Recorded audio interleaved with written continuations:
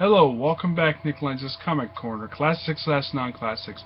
This is episode number 179 and Doubleshot, number 113. Alright? First up, it's the trade that collects the entirety of the original Sin main storyline. Well, this book contains issues 0 through 8 of Original Sin, plus material from Marvel Point 1. The one that was released about 4 years ago. Yeah, it's just basically guys witnessing the storyline events, which helps out other stuff.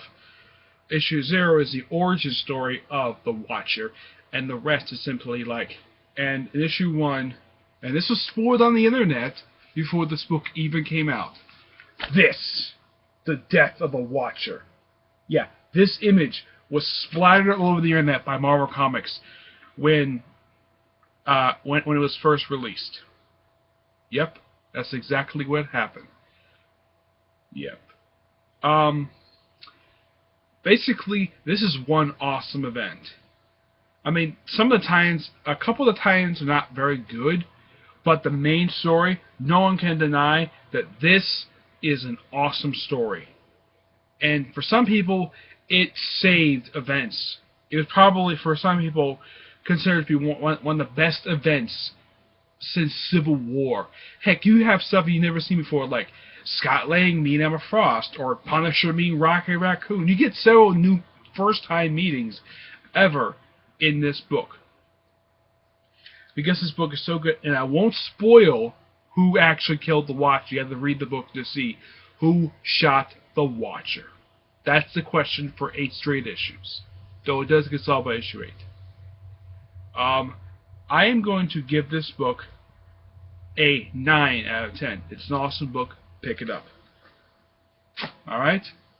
Our second book is Amazing Spider-Man Volume 4 Graveyard Shift, containing issues 716 to 718 of Amazing Spider-Man, and number 1, which is actually the 40th annual of the series. There's a couple different stories here with the main issues.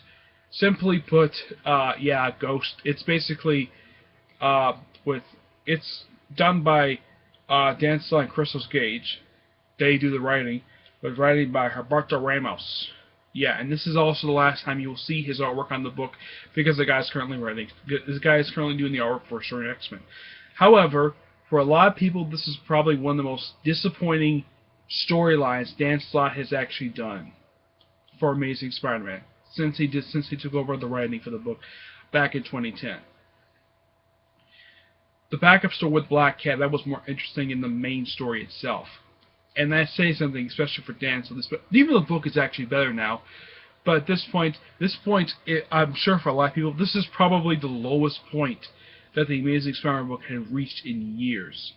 Probably not since One More Day that the book had been this low. Yeah, and that's not saying much.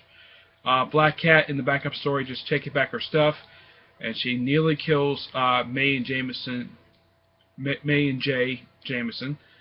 That was a better story. Plus, you can see destruction of the Parker Industries building, which has been in Spider-Man comics at this point for about 2 years. But the company does come back after Secret Wars. The annual is just basically a couple of different stories. One story, he has laryngitis. Another story, he just basically trying to avoid responsibility running his own company. I mean, it's decent for what it is. I mean, it's nice to see the Iron Man villain Ghost in here. He's one of the most interesting things about this entire story.